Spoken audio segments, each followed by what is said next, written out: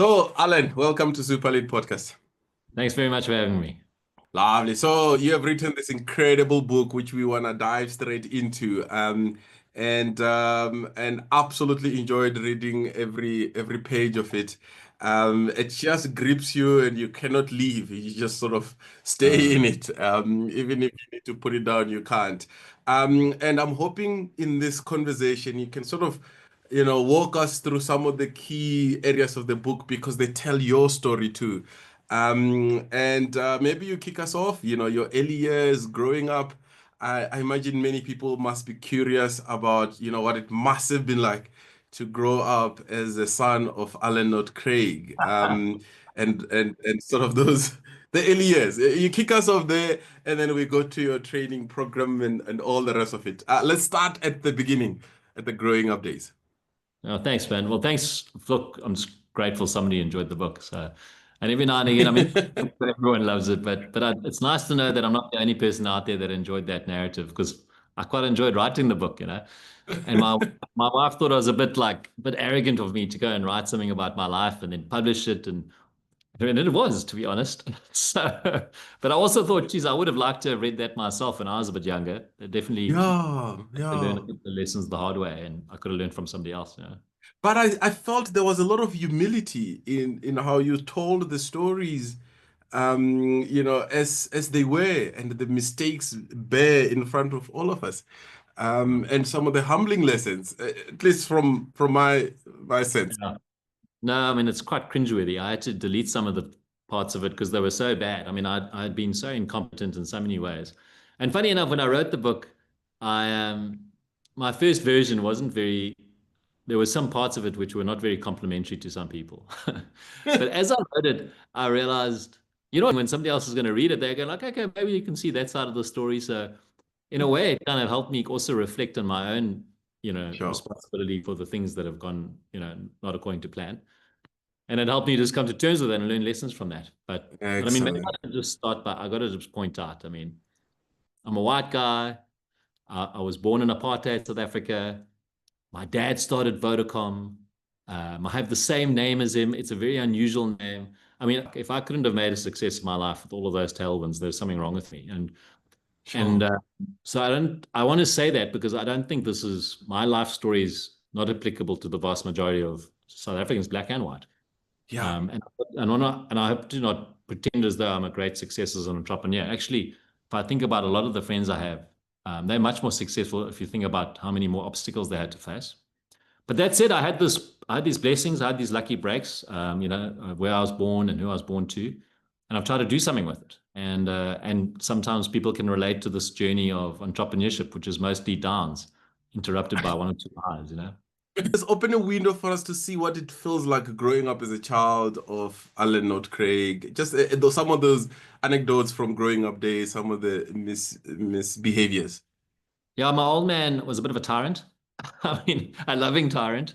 I mean, I definitely got love from him, I think, but I got a lot of hidings as well. And it was just a time where things like that, that's how it was. You didn't really have long chats with your dad, and you definitely got told when you stepped out of line. But I was a naughty kid as well, and I was also like very mediocre. I mean, I think my parents must have given up on me at some point in time. But I was very lucky. They gave me a good upbringing. They filled me with confidence and love. So I always felt that they would have my back. And then I think I was in standard nine, so probably grade 11 when my dad had the opportunity to start Vodacom. And he was the first employee. He came from Telkom, he went into Vodacom, and then his life completely changed, his trajectory changed. And then I watched that whole thing from the sidelines, which I was very privileged to see and learn a lot and benefit from. And then you went on to do accounting, and you trained with Deloitte.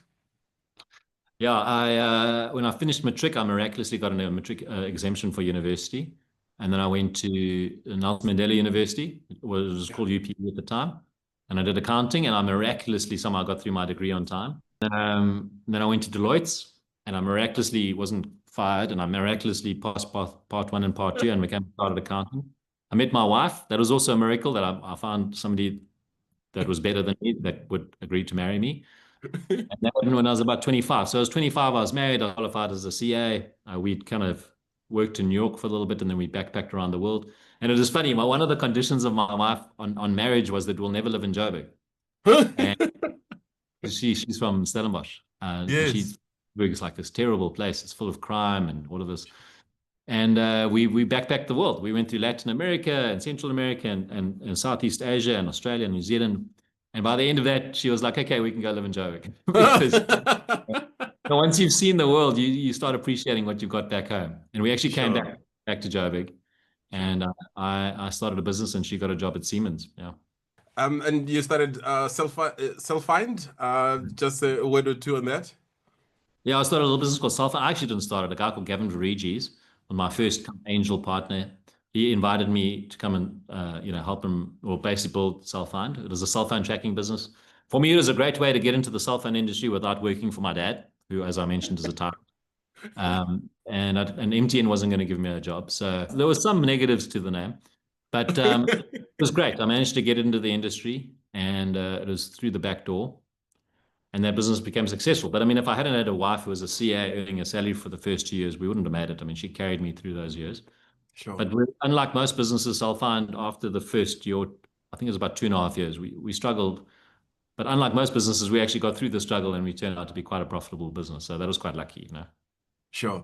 And in this part, you come back from the backpacking. Most people, and I think your dad as well, will have preferred for you to have a fully fledged corporate career. Mm. How did you sort of navigate those early Yeah, decisions? yeah, my dad definitely frowned upon when I mentioned to him that I'd been given this chance to start a business. He said he doesn't think I should do it. I should rather get a job. But it's easy to say when you can get a job. Like I couldn't get a job. I mean, I'd applied. One company offered me an interview, and I think it Yeah, was because of my dad, not because of me. It was yeah, R&B, and right. R&B they gave me one interview, and I never heard from them again. So I mean, it wasn't like people were throwing job offers at me, and I needed to make a living, and I was given an opportunities. And I think that's how most people start a business. Like they can't get a job, so you start your own business. You know. And you highlight some of the mistakes you made with self-find. Maybe you want to just highlight one or two and some of the things you learned in this early leadership role as a 25-year-old. I made a lot of mistakes. We I don't even know where to start. I mean, I'd rather talk about the positives about self-find. I mean, I had a great partner. I mean, probably the best partner I've ever had in my life. I Yeah, mean, with all due respect to my current partners, because he was straight shooting. He never diluted me. You know, when things didn't go according to plan, he didn't shout at me. He bucked me up when I wanted to give up. He filled me with confidence and compliments. He nudged me back online when my ego got a bit out of control. He was just the best possible partner you could ever have in a business. And I just thought that was normal for business. And then a couple of partners along the way in my subsequent businesses, they don't look at the world in that way. sure. But I'm very grateful for that because if I hadn't had that great experience for partnership up front, I wouldn't have taken the risks with partners going forward. And I do think the only way you really can really be big is if you have Yeah, partners. You know, so you've got to keep taking chances and you've got to keep looking for a partner that looks at the world in the way you look in the world. And if you can find that, it's like a marriage. If you can find someone that you can be your partner for life in business, the sky's the limit.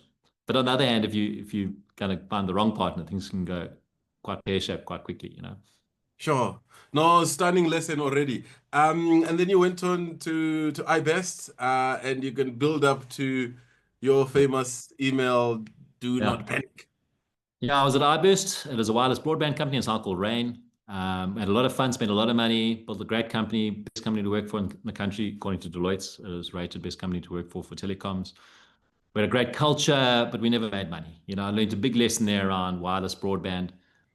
It's not a, it's the most exciting non-profit industry in the world. Sure, So well, at least I thought so. I mean, subsequently, I discovered there are wireless operators that make money, but iBurst wasn't. sure. Yeah, and that was fun. I mean, I learned plenty lessons about frugality, etc. But then, whilst I was at iBest, the load shedding started for the first time. I wrote an email to Yes. my staff. The staff, this email went viral, and I became quite famous. I was in New Magazine. I was in Exponent. We had a best-selling book called Don't Panic, and Yeah, yeah, it became like, in my own right, like well known for being positive about South Africa. sure, sure. And then World of Avatar. Yeah, then I had to kind of, at some point, iBurst just got too hectic. You know, Joburg, I just had a child. So I had to make a choice, and we decided to put the family first. We moved back to Stellenbosch so I could be near my in-laws, near my wife's parents. And I thought, oh yeah, I'm in this little dorpy, if you get divorced, it's still about your little brother and sister. It's so small.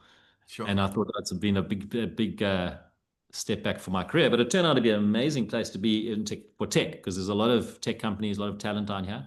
I see. And 2010, I had an epiphany in 2010. I decided for the rest of my life I wanted to make money, because I want to make money. I'm a shameless capitalist, but I didn't want to just do it without purpose. And my purpose was going to be to get people on the internet. So I wanted to make money whilst getting people on the internet, because I just feel the world's a better place. Your family's a better place. Your company's a better place. Your city's a better place. The country, politics, everything's a better place.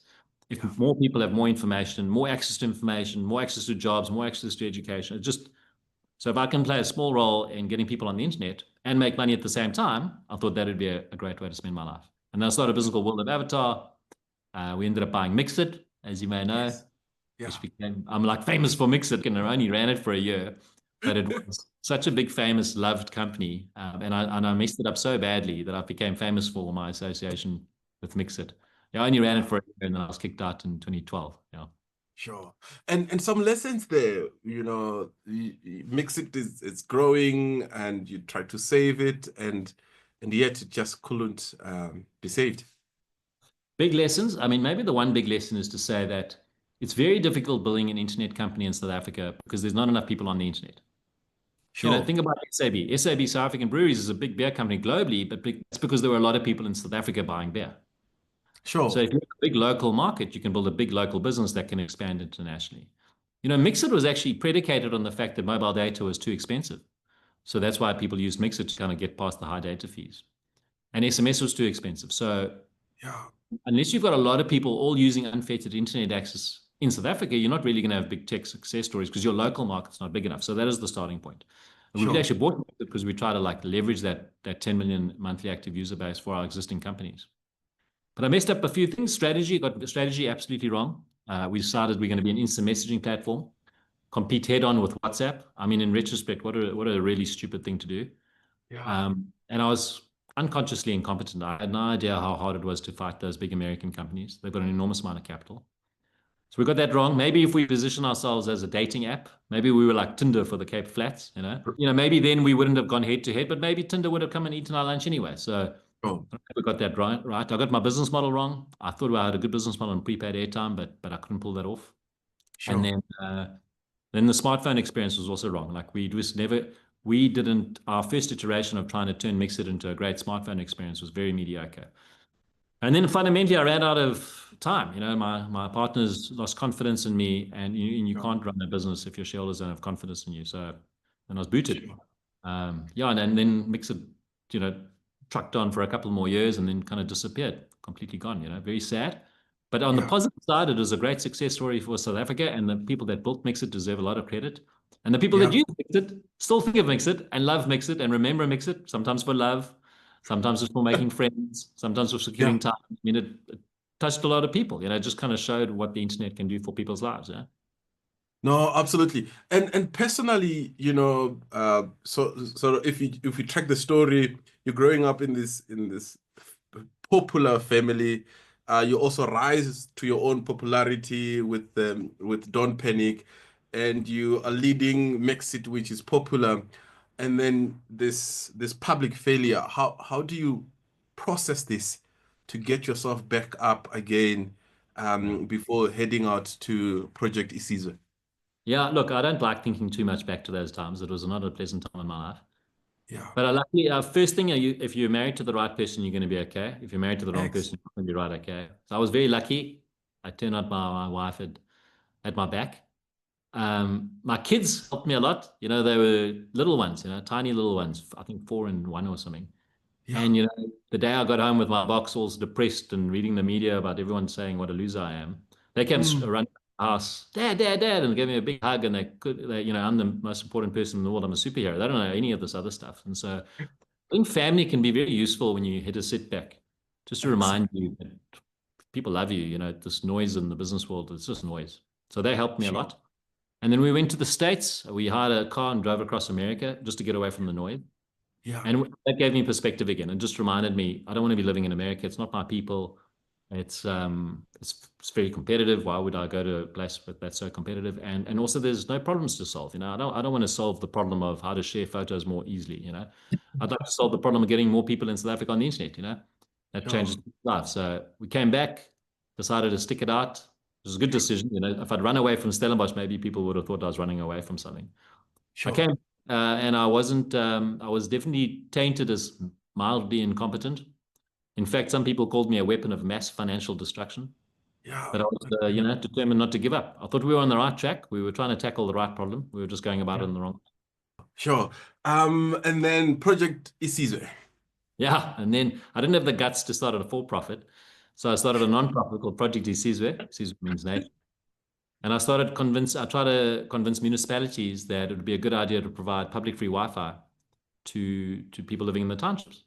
Just Yeah. like, the idea is, just because you're living in Mamelodi, doesn't mean you shouldn't have a road, and the Sure. people that are paying the rates and taxes in Mamelodi are not living in Mamelodi. They're living in Brooklyn, but they pay taxes and everyone's fine with the idea that some of the taxes go towards roads and water, electricity in Mamelodi. And the same thing goes for internet. Why not make public Wi-Fi freely available in public spaces? Yeah. Sure. Only one municipality signed up for that. There's Tshwane, City of Tshwane, Pretoria. Great mayor at the time, Kgosientsho Ramokgopa. He's now the Minister of Electricity. Yeah. And he just went into this idea, and we miraculously got a contract, and nobody asked me for kickbacks, and the municipality was competent and helped us deploy. It became the biggest municipal Wi-Fi network in the country. Yeah. That was Project Isizwe, but I was only there like for a year or two, and then it got its own legs and ran by itself. And that's when I Excellent. started Hero Telecoms. Herotel was the big business that I started, and that was kind of born from this realization that there were wireless internet service providers that had popped up all over the country because telecom basically didn't exist outside of the cities.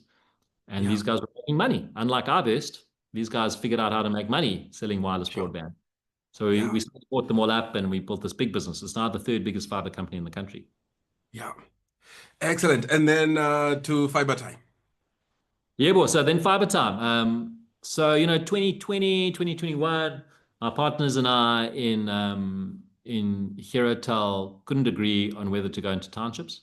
I've always been adamant that we've got to get what we're doing has got to go into the townships. You can't just be thinking about leafy suburbs and the middle class and wealthy people. You've got to be thinking it's not just about a social imperative, it's about the numbers. The numbers on the townships, like the 80% of the country, the economy. Yeah. But we couldn't agree on that. And in the end, Vumatel came along and bought us. So, Okay. okay, well, now we sold Herotel. What are we going to do? And about 3 weeks after I sold Herotel in Feb 2022, I think in April 2022, started Fiber Time. And the idea behind Fiber Time was 100% focus on townships, 100% focus on fiber. So no wireless, no mediocre internet, only world-class internet. Make it Sure. super affordable, make it pay as you go, R5 a day, 100 megs per second up and down, uncapped, and give it a go. Sure. Yeah, and Yeah. for just over 3 years, we almost properly failed for the first 2 years. I mean, we spent a lot of money, didn't have much to show for it. But Yeah. last year, we kind of figured out the secret of doing it, which is not easy. And now, yeah, Fiber Time's now in, I think, 17 townships around the country, six Sure. cities, all the provinces except for, I don't think we're live in Northern Cape yet, or Mpumalanga or Limpopo. But for the rest, all live and growing like a rocket. Sure. Making money. So what I'm curious about, even reading this, is where's this passion and love for townships and these rural areas? Where does it sort of come from? Given your background, and how I imagine you could deploy the same capital to other businesses to help people share more photos. Just kind of a bit of your heart in this. Yeah. Well, look, I mean, to be honest, it's self-interest, eh? I mean, I want to Okay. live in South Africa and I want my kids to live in South Africa and I want my kids' to live in South Africa. And you can't look around South Africa and think it's a fair place. It's a very unequal place. It's got a lot of inequality. And I know the reasons for that. And I'm in a position where I can maybe make a difference by getting internet into townships. So like super fast, affordable internet in a township is going to make a big difference on the ground. And that gives me a lot of purpose. It gives all of our staff, all our partners purpose because we are literally changing people's lives. People don't have to commute to work anymore. They can telecommute. They save taxi fare. They're at home with their kids instead of not seeing their kids all day. The kids can do their homework online. The kids are staying inside the home, not on the streets. They're inside their home on their devices. It's safer inside the home. People are looking for jobs online. They're starting businesses online. One of the ladies taught herself how to cook, watching YouTube videos. Oh, You're not going to do that on 5G. It's too expensive. But if you've got uncapped fiber, you can spend hours watching YouTube videos of cooking. She started a catering business, put her son through university. Makes a massive difference. So I know making a big difference. But sure. at the end, there's a true self-interest in this whole thing, which is I don't think South Africa, you can't have a country with such inequality be a success story over a long period of time.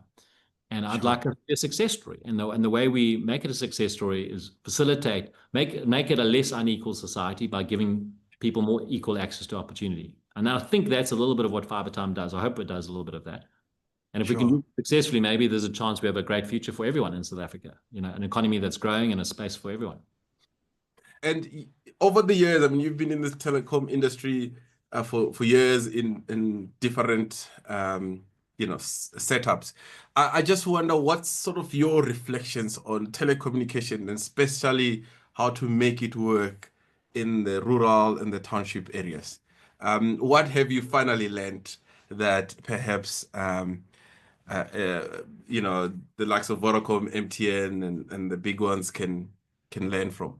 Yeah. Look, I don't think they can learn from me. I'm a little lighty, they've been around the block. But I've picked up some lessons along the way. I think rural internet, I think Starlink's going to solve for that, personally. Okay, You'll always have Vodacoms and MTNs. There's always going to be a need for like mobility. But for home internet, uncapped internet, I don't think the solution is going to be 5G, 4G. Economics just don't make sense. They don't make money doing that. And sure, what you need at home is you need unlimited internet. You need to know that you spend, say, 100 Rand a month or 1,000 Rand a month, whatever you're paying, it's just a fixed fee and it's completely uncapped. You're never going to sure, get that from the mobile operators because they're not going to make profit doing that.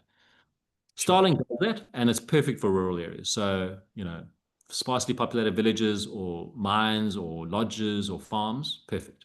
Yeah, yeah, So it's somebody in America solving that problem. But Starlink doesn't work in a densely populated community because of density of people all together trying to use the internet at the same time. Wireless can't handle that kind of capacity. So fiber, my opinion, yeah, you have to put fiber into every single home in every township in South Africa. Otherwise, you'll always have a digital divide. If you don't, what you're saying is, basically non-whites that are living in townships don't, just because they're living in townships, that you're saying they don't deserve real internet. It's better than nothing. Rather give them a little bit of wireless, 10 megs per second or 5 megs per second, or, it's better than nothing. sure, Shouldn't be like that. Fiber was designed for densely populated communities. The people in South Africa that should be paying the least for the fastest internet are the people living in townships because that's where the sure, densely populated communities are. That's if you go to Europe or Asia, you go to Tokyo, it's one of the most densely populated places in the world. No one's using wireless in their home. They're using sure. fiber. And that's exactly the same argument for Alex. It's just about the business model. And so what we Yeah, figured out was a business model that is not a debit order based business model or phone and come and install. You got to do a ubiquitous install every single home, take away all that friction. You got to make yeah, it cheap. So 150 Rand a month is what we charge for a 100 megs per second link. To give you an idea, Vumatel charges about 1,000 Rand a month. So it's an 85% discount on the leafy suburbs equivalent. sure, And we let you pay per day. So you don't have to sure, pay 150 Rand a month. You just pay 5 Rand today. And if you don't want to use it tomorrow, don't pay tomorrow. If you want to use it the next day, pay the next day. So those business model tweaks is what makes it possible to do in the townships in South Africa. And it's not yeah, charity. It's profitable. It's profitable infrastructure.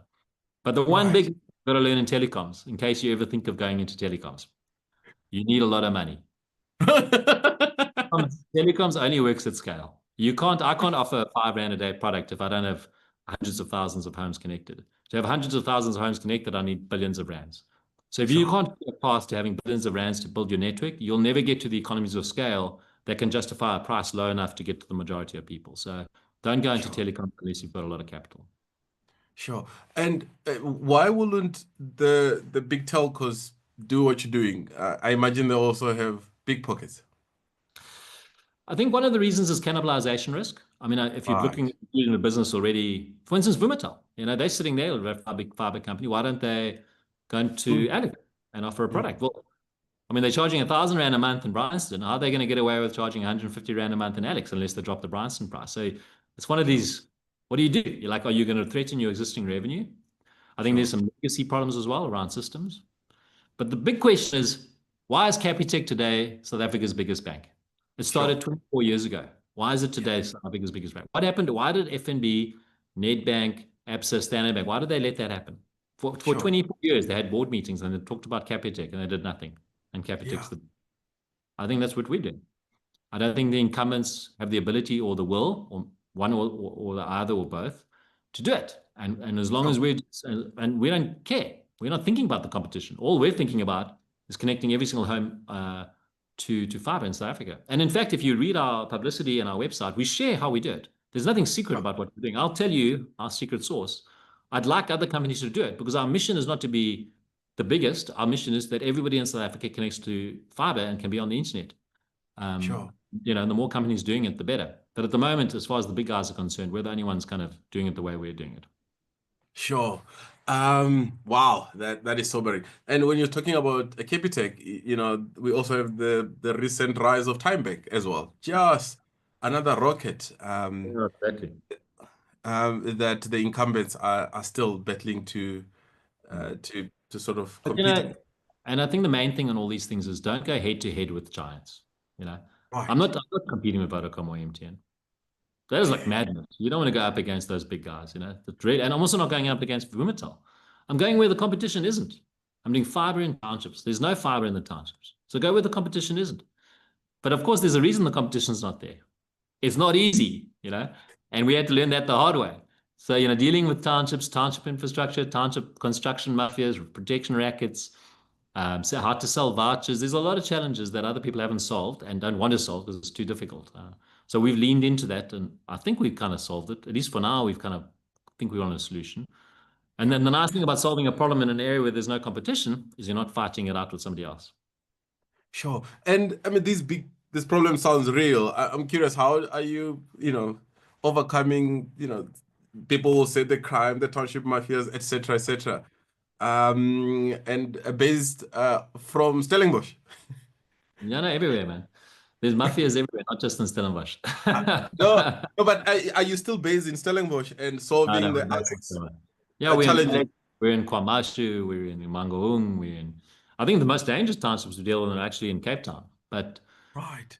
but every township's different. That's the first realization. So to say that once you've solved for Alex, you've got a model for Mamelodi and everywhere else, it doesn't work like that. Sure. And you have to show respect. You have to arrive. You have to meet the leaders. You've got to find out who's in charge. The government's not in charge. There's a local authority that's in charge, and you've got to find those guys and show respect and explain what you're doing, and wherever possible, use local labor to dig the holes and plant the poles and maintain the network. And it's not just send your trucks in and go and build and leave. I think that's where That one way. the traditional industry tries to do it like that, and that does not work. That is not a successful template. You have to Sure. be engaged. You have to be part of the community. You have to get involved with the community. And I don't think you can do that unless you really care. So in our case, we really care. We're doing it for the right reasons. And for now, at least, we're succeeding as far as the community involvement is concerned. Excellent. Because of our time crunch, we can move towards the conclusion. So you wrote this incredible book. You share such deep stories. Some that don't put you personally in like the best of light, and you also still do it here in the podcast, which is interesting. What do you intend to achieve with this piece of work? I want to be the biggest telco in the world. And there are more cities in the world like Soweto than there are like Tokyo. I mean, just think of it. Let's say roughly 200 countries in the world. 42 countries are the OECD and China and India. So I don't think about China and India. I think of them as rigged markets, almost like their own worlds. And the OECD countries are the first world countries: South Korea, Australia, New Zealand, Western Europe, USA. But there's another 155 countries or so that are like South Africa. They're Brazil, Pakistan, Bangladesh, Philippines, Indonesia, Ethiopia, Kenya, Harare, whatever. And all those countries have big cities that have slums or townships or low-income communities or favelas or barrios, whatever you want to call it. And they don't have fiber in those communities. And we have a solution that works for all those communities. So that's my big dream. I mean, it's very grandiose. I'd love to have a business one day with 600 million homes connected, 3 billion people all connected to fibretime. I'd love to have a business like that, to know that we've made such a big difference, not just in our own country, but all countries that suffer from the same problems that South Africa has. But whether we achieve that or not, I don't know. It's a long dream. And for now, we're really focused on South Africa. And our dream is, just as far as South Africa is concerned, every single home connected to uncapped affordable fiber. Oh, beautiful, beautiful. Love the dream, love the dream. And towards the end of the book, you summarize some of these key lessons, almost like in a manifesto. Yeah. I'd love for us to conclude our time together in that way, just pulling some of those lessons that literally kind of permeated the book from growing up days to where you are today. There's so many. I'll just off the top of my head, I would say big lesson is keep moving. Wow. Don't stop moving. When you find yourself going through hell, don't Mm, stop. sure. And a lot of times people freeze when they find themselves in a jam. So keep moving. Yeah, Second big lesson is I always grew my way out of my problems. So if you've got a problem, don't stop and solve the problem. Just keep growing. By the time you actually need to deal with the problem, you're so big that the problem's insignificant. In the sure. moment of time, the problem can be too material to tackle. So just keep growing, grow your way out of your problems. Sales grows solves almost everything. I think family very important. I actually find myself in a good place in my life, very fortunately, but it's because I chose my family first. At critical junctures in my life, I put my wife and my children first, and Excellent. and my brothers and my parents, my wife and kids. And sometimes you feel it's the wrong thing for your career and your financial circumstance, but it always turned out to be the right thing. It always turned out to be the right thing. So I think no one Excellent. ever told me that really how that should be, and that I would just highly recommend that, unless you chose the wrong wife or husband. You should get out of that relationship quickly because they're holding you back. But if you Sure. manage to get lucky and you find the right person for you, your soulmate, someone who's got your back, you should always put that relationship before everything else, and everything else will sort itself out. And then maybe the thing that I struggle with the most is to always do the right thing. Sure. Doesn't matter how bad you're going to look, or how people are going to be disappointed, or how angry going to people. And what is the right thing? The right thing is actually just telling the truth. Sure. Just being honest all the time. It's very hard, especially in business. So there's lots of situations where you can rationalize your way out of being 100% honest. And I think that path always takes you down a wrong road. There's almost some bad karma and all of that. So staying 100% honest is kind of, it's not easy. And I'm by no means always telling the truth. I do my best to always be honest, and I try my best to stay on the path. But that thing, if you can keep that in mind in this tricky world of business, then I think you're gonna do okay. And you're not going to look back with the regrets, and you're not going to have to remember what you said. If you tell the truth, you don't have to remember what you said. Alan, thank you so much for the work that you're doing and for the book. I imagine we can anticipate the next version soon. Maybe. No, I've got a few more chapters since my last chapter. And great chapters, but I don't think I'll publish for another couple of years. Let's see where Fiber Time goes. Please, God, let it be a happy ending.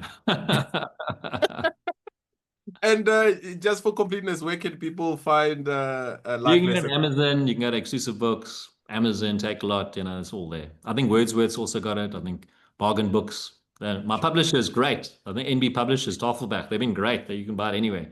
I'm not sure they're making any profit out of it, but I've enjoyed it. Alan, thanks so much. Okay, my brother.